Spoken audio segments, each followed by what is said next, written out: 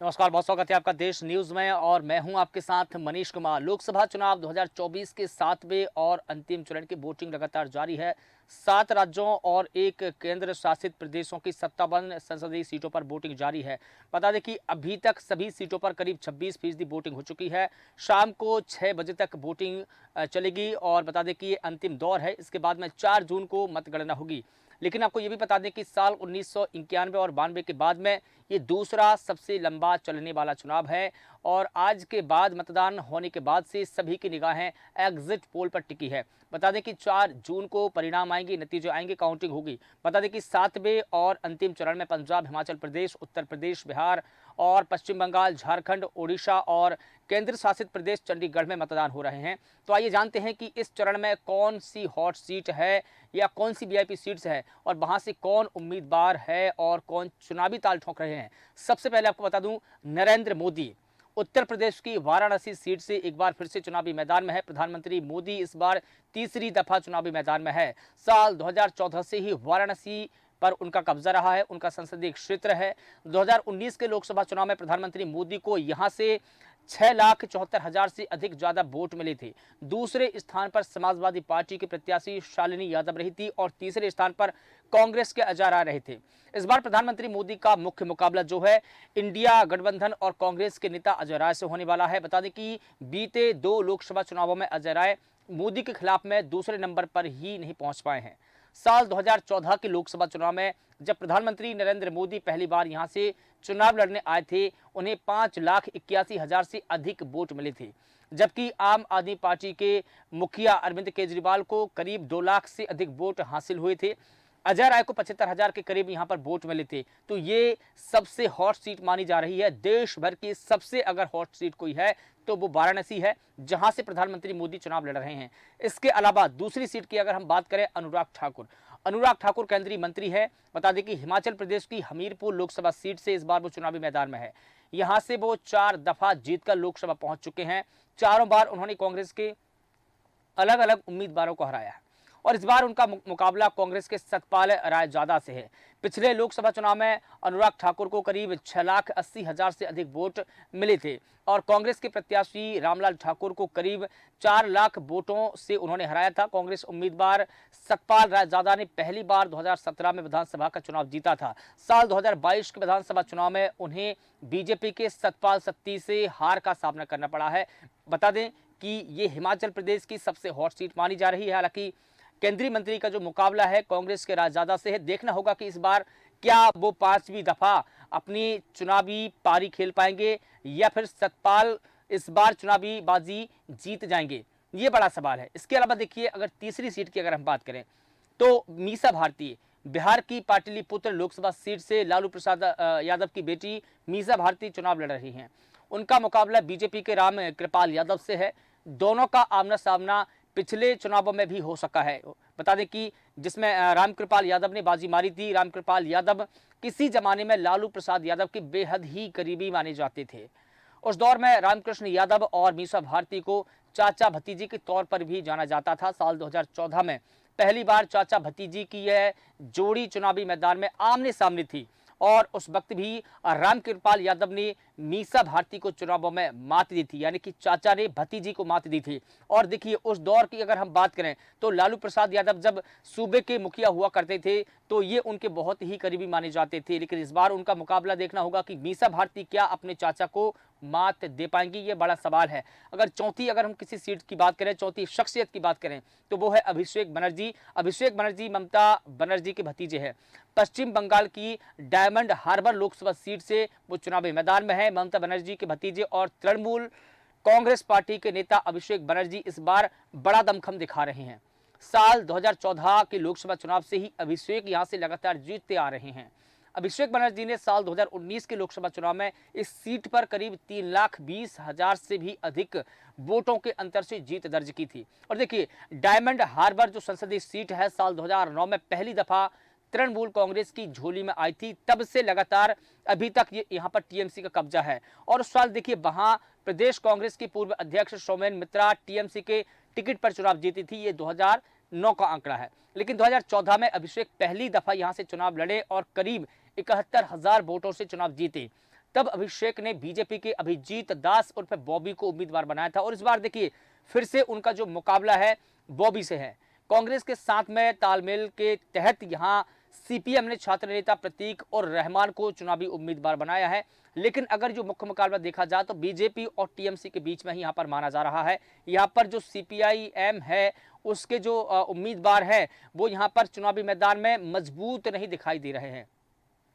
तो इस प्रकार से देखें कि जो टीएमसी की जो मुखिया है ममता बनर्जी, उनके भतीजे अभिषेक बनर्जी यहां से चुनावी मैदान में है और बीजेपी का मुख्य मुकाबला उनके से है। अगर हम पांचवी किसी सीट की बात करें, पांचवी किसी शख्सियत की बात करें तो कंगना रनौत की बात करते हैं। हिमाचल प्रदेश की मंडी लोकसभा सीट से कंगना रनौत चुनाव लड़ रही हैं। ये पहली बार है जब कंगना रनौत चुनाव लड़ रही हैं। उनका मुकाबला जो है कांग्रेस के दिग्गज नेता विक्रमादित्य सिंह से है, जो राज्य में लोक निर्माण मंत्री हैं।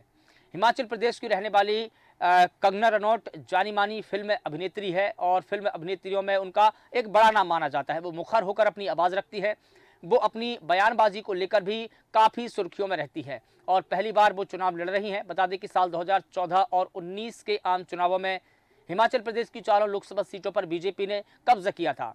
कांग्रेस की जो प्रतिभा सिंह है 2021 में हुए उपचुनाव में जीतकर मंडी लोकसभा को अपने खाते में ले आई हैं, लेकिन इस बार उन्होंने चुनाव लड़ने का फैसला नहीं किया है, यानी कि वो चुनावी मैदान में नहीं है, लेकिन उन्होंने अपने जो पुत्र है विक्रमादित्य उनको चुनावी मैदान में उतारा है। देखना होगा कि यहां से कंगना रनौत या विक्रमादित्य कौन सियासी बाजी मारता है। ये मुकाबला बड़ा दिलचस्प होने वाला है। और देखिए, अगर कोई छठवीं शख्सियत की अगर बात की जाए तो वो रवि किशन है। उत्तर प्रदेश की गोरखपुर लोकसभा सीट से मुख्यमंत्री योगी आदित्यनाथ का गढ़ मानी जाती है और यहाँ से जो मौजूदा सांसद है रवि किशन एक बार फिर से बीजेपी के टिकट पर चुनावी मैदान में है। उनका मुकाबला इंडिया गठबंधन और समाजवादी पार्टी की नेता काजोल निषाद से है। रवि किशन भोजपुरी और बॉलीवुड फिल्मों के मशहूर अभिनेता हैं और पिछले लोकसभा चुनाव में रवि किशन ने समाजवादी पार्टी के नेता राम भुआल निषाद को करीब 3 लाख से अधिक वोटों से हराया था। ये एक बड़ा मार्जिन माना जाता है। वहीं काजोल निषाद भी भोजपुरी फिल्मों की अभिनेत्री रही हैं और विधायक मेयर का भी चुनाव लड़ चुकी हैं। गोरखपुर लोकसभा सीट से साल 1996 से लेकर के साल 2014 के लोकसभा चुनावों तक योगी आदित्यनाथ यहां से जीतते आए हैं। उत्तर प्रदेश का मुख्यमंत्री बनाए जाने के बाद इस सीट पर उपचुनाव हुए, जिसमें समाजवादी पार्टी के नेता प्रवीण निषाद ने जीत दर्ज की थी और उसके बाद में साल 2019 के लोकसभा चुनाव में ये सीट फिर से बीजेपी के खाते में चली गई। तो इस प्रकार से देखें कि जो गोरखपुर लोकसभा सीट है कहीं ना कहीं यहाँ पर मुख्यमंत्री योगी आदित्यनाथ की भी शाख दांव पर लगी है। कहीं ना कहीं ये उन्हीं की सीट मानी जाती है। इसके अलावा अगर हम देखें कि जो 7वीं शख्सियत है वो रविशंकर प्रसाद है। बिहार की पटना साहिब लोकसभा सीट से बीजेपी के नेता और पूर्व केंद्रीय मंत्री, कानून मंत्री रह चुके हैं रविशंकर प्रसाद इस बार चुनावी मैदान में है। उनका मुकाबला जो है कांग्रेस की उम्मीदवार अंशुल अभिजीत से है। रविशंकर प्रसाद इस सीट से मौजूदा सांसद है, जबकि अंशुल अभिजीत कांग्रेस की वरिष्ठ नेता मानी जाती है, मीरा कुमार की बेटे हैं। साल 2019 के चुनाव में इस सीट से कांग्रेस के नेता के बागी हो जाने के बाद में उन्होंने अपना उम्मीदवार बनाया था। देखिए, यहाँ बता दें आपको कि जो शत्रुघ्न सिन्हा है वो बीजेपी के नेता थे, लेकिन उन्होंने बीजेपी से बगावत की। इसके बाद उनको बीजेपी ने उम्मीदवार नहीं बनाया है, लेकिन इस बार चुनावी समीकरण बदल गया है। शत्रुघ्न सिन्हा इस सीट से साल 2009 और 14 में बीजेपी के टिकट पर ही चुनाव जीते थे। उसके बाद से वो लगातार बीजेपी के खिलाफ में मुखर होकर बोलने लगे और उसका नतीजा ये हुआ कि बीजेपी ने उनका टिकट काट करके दूसरे उम्मीदवार को यहाँ पर चुनावी मैदान में उतारा है। इसके अलावा अगर बात की जाए पवन सिंह की, तो पवन सिंह बिहार की काराकाट लोकसभा सीट पर भोजपुरी अभिनेता और गायक पवन सिंह निर्दलीय उम्मीदवार के तौर पर चुनाव लड़ रहे हैं। काराकाट के चुनावी मैदान में पवन सिंह के सामने एनडीए के उपेंद्र कुशवाहा है। वहीं इंडिया गठबंधन ने राजा राम सिंह को उम्मीदवार बनाया है। बता दें कि काराकाट सीट से 2009 में जनता दल यूनाइटेड यानी कि जेडीयू के महाबली सिंह चुनाव जीते थे, लेकिन साल 2019 में भी इस सीट से महाबली सिंह ने जीत दर्ज की। लेकिन इस बार जेडीयू को एनडीए के दलों के बीच में साझेदारी में यह अपनी सीट छोड़नी पड़ी है। इस प्रकार से देखा जाए कि ये भी बिहार की सबसे हॉट सीट मानी जा रही है।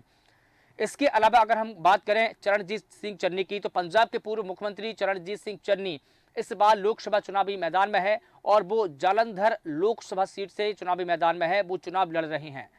जालंधर में इस बार प्रत्याशियों के बीच में जमकर दल बदल देखने को मिली है। यहाँ पर एक दल का नेता दूसरे दल में गया, ये यहाँ पर दल बदलू बहुत देखी।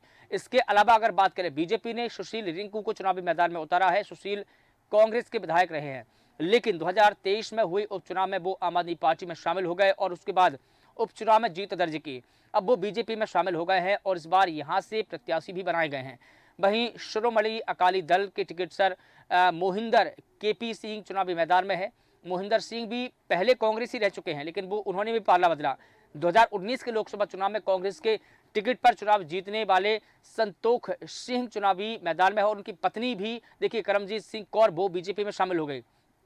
इस प्रकार से देखा जाए कि इस सीट पर लगातार दल बदल का जो दौर है चलता ही रहा। कहीं आम आदमी पार्टी के नेता बीजेपी में गए, बीजेपी के नेता कांग्रेस में गए और अधिकतर कांग्रेस के नेता बीजेपी में गए। इस प्रकार से यहाँ देखा है कि आंकड़ा बिल्कुल बदलता रहा, समीकरण बदलते गए हैं। इसके अलावा देखिए अफजल अंसारी की अगर हम बात करें, उत्तर प्रदेश की गाजीपुर लोकसभा सीट से मुख्तार अंसारी के भाई अफजल अंसारी चुनावी मैदान में है। वो समाजवादी पार्टी के टिकट पर चुनावी मैदान में है। पिछले लोकसभा चुनाव में अफजल ने बीजेपी के वरिष्ठ नेता मनोज सिन्हा को यहां से करीब 1 लाख से अधिक वोटों के बड़े अंतर से हराया था। इस बार बीजेपी ने पारसनाथ राय को यहां से चुनावी उम्मीदवार बनाया है। उन्हें मनोज सिन्हा का बेहद ही करीबी माना जाता है। गाजीपुर लोकसभा सीट से मनोज सिन्हा साल 1996, साल 1999 और साल 2014 में चुनाव जीते थे, लेकिन इस बार उनके करीबी चुनावी मैदान में है। जबकि अफजल 2019 से पहले 2014 में यहां सांसद रह चुके हैं, यानी कि वो दूसरी दफा यहां से चुनावी मैदान में है। 2004 का वो साल था जब अफजल यहां से सांसद रहे हैं, लेकिन अब 2019 में यहां पाला बदला, उसके बाद में सीट का समीकरण बदल गया, लेकिन दोबारा 2024 में इस बार वो चुनावी मैदान में है। इसके अलावा अगर हम उत्तर प्रदेश की चंदौली सीट की बात करें तो यहाँ पर देखिए भारी उद्योग केंद्रीय मंत्री महेंद्र नाथ पांडे इस सीट पर हैट्रिक लगाने की कोशिश में जुटे हैं। समाजवादी पार्टी ने इस सीट पर प्रदेश के पूर्व मंत्री वीरेंद्र सिंह को चुनावी अखाड़े में उतारा है, जबकि बहुजन समाज पार्टी ने यहाँ पर सत्येंद्र मौर्य को अपना उम्मीदवार बनाया है। लेकिन असली मुकाबला जो है बीजेपी और सपा के बीच में ही है। हालांकि यहाँ पर ये जो सीट है वो मौर्य बहु सीट है और शायद यही कारण है कि बहुजन समाज पार्टी ने सत्येंद्र मौर्य को यहाँ पर उतारा है। कहीं ना कहीं बहुजन समाज पार्टी को ये लगा कि जो मौर्य बहु सीट है, कहीं ना कहीं वो मौर्य मतदाता सत्येंद्र मौर्य को सपोर्ट करेंगे तो ये सीट निकल सकती है। लेकिन देखना होगा कि यहाँ पर क्या मौर्य बहुजन समाज पार्टी का सपोर्ट करेंगे, उनको वोट करेंगे, या यहाँ से एक बार फिर से जिस प्रकार से हम देखें कि बीजेपी भारतीय जनता पार्टी लगातार यहां से कब्जा करती आई है, क्या ये सीट भी इस बार उन्हीं के खाते में जाएगी। इसके अलावा अगर बात करें दुमका सीट की, दुमका झारखंड की एक लोकसभा सीट है। दुमका में चुनावी माहौल बेहद ही गर्म नजर आ रहा है। इसकी वजह यह भी है कि झारखंड मुक्ति मोर्चा यानी कि JAMM के अध्यक्ष शिबू सोरेन की बड़ी बहू सीता सोरेन की यहां पर बगावत देखने को मिली है। वो बगावत करके बीजेपी में शामिल हो गई है और शायद यही कारण है कि इस बार की जो दुमका सीट है बेहद ही दिलचस्प और गर्म है। चुनाव की घोषणा के 3 दिन बाद ही पारिवारिक पार्टी से करीब 15 साल पुराना नाता तोड़कर बीजेपी में सीता सोरेन चली गई। इसके 5 दिन बाद बीजेपी ने सबसे पहले घोषित उम्मीदवार और मौजूदा सांसद सुनील सोरेन का नाम कट करके सीता सोरेन को यहां पर टिकट दिया है। और इधर देखिए JMM ने 45 साल में पहली दफा परिवार से बाहर शिकारी पाड़ा के 7 बार से विधायक नलिन सोरेन को उतारकर बीजेपी को यहां पर कड़ी टक्कर दी है। इस प्रकार से ये देखा जाए कि दुमका लोकसभा सीट झारखंड की सबसे हॉट सीटों में से एक सीट मानी जा रही है, क्योंकि यहां पर सोरेन परिवार का बगावत और बीजेपी से का वहां पे उतरना ये एक बड़ा कारण है। इसके अलावा देखिए गोड्डा की सीट की भी अगर बात की जाए, ये भी झारखंड की एक सीट है। गोड्डा सीट पर 3 बार के जो सांसद हैं निशिकांत दुबे चौथी दफा चुनावी मैदान में है। कांग्रेस ने उनके खिलाफ में दीपिका पांडे को चुनावी उम्मीदवार बनाया है, मगर उनकी जगह पर प्रदीप यादव को उतार दिया है। देखिए यहाँ पर भी सीटों का अदली बदली देखने को मिल रही है। प्रदीप 2019 में भी निशिकांत के खिलाफ में चुनाव लड़ चुके हैं और उनके अलावा निर्दलीय उम्मीदवार अभिषेक झा के मैदान में आने और AIMIM उम्मीदवार मोहम्मद मंसूर के मैदान से हटने से इस सीट पर मुकाबला और भी दिलचस्प हो चला है। तो देखिए किस प्रकार से मैं आपको बता दूं कि ये जो तमाम सीटें थी जो हॉट सीट मानी जा रही है, यहाँ पर भी कड़ा मुकाबला और दिलचस्प मुकाबला देखने को मिल रहा है। लेकिन देखिए इस बार लोकसभा चुनाव 2024 में जो तीसरे चरण और माफ कीजिएगा 7वें चरण की जो वोटिंग है वो किन राज्यों में कितनी सीटों पर हो रही है, एक नज़र उस पर भी डालना जरूरी हो जाता है। देखिए बिहार की 8 सीटों पर चुनाव हो रहा है। 7वें चरण और अंतिम चरण का नालंदा, पटना साहिब, पाटलिपुत्र, आरा, बक्सर, सासाराम, काराकट और जहानाबाद यहाँ पर हो रहा है। इसके अलावा देखिए हिमाचल प्रदेश की 4 लोकसभा सीट है जहां पर 7वें और अंतिम चरण की वोटिंग हो रही है, जिसमें कांगड़ा, मंडी, हमीरपुर और शिमला सीट शामिल है। इसके अलावा देखिए झारखंड की 3 सीट शामिल है जहां पर 7वें और अंतिम चरण की वोटिंग हो रही है, राजमहल, दुमका और गोड्डा। इसके अलावा देखिए ओडिशा की 6 लोकसभा सीटें हैं जहां पर वोटिंग हो रही है, मयूरगंज, बालासोर, भद्रक, जाजपुर और केंद्रापड़ा, जगत सिंहपुर। पंजाब की 13 सीटें हैं जहां पर वोटिंग हो रही है, जहां पर गुरदासपुर, अमृतसर, खडूर साहिब, जालंधर, होशियारपुर, आनंदपुर, साहिबा, लुधियाना, फतेहगढ़ साहिब, फरीदकोट, फिरोजपुर, बठिंडा, संगरूर, पटियाला, ये 13 सीट पंजाब की है जहां पर 7वें और अंतिम चरण की वोटिंग हो रही है। इसके अलावा देखिए 7वें चरण में उत्तर प्रदेश की 13 सीटें भी शामिल है जहां पर महाराजगंज, गोरखपुर, कुशीनगर, देवरिया, बांसगांव, घोसी, सलेमपुर, बलिया, गाजीपुर, चंदौली, वाराणसी, मिर्जापुर, रबर्ट्सगंज, ये तमाम सीटें हैं जहां पर उत्तर प्रदेश की 13 सीटों पर वोटिंग हो रही है।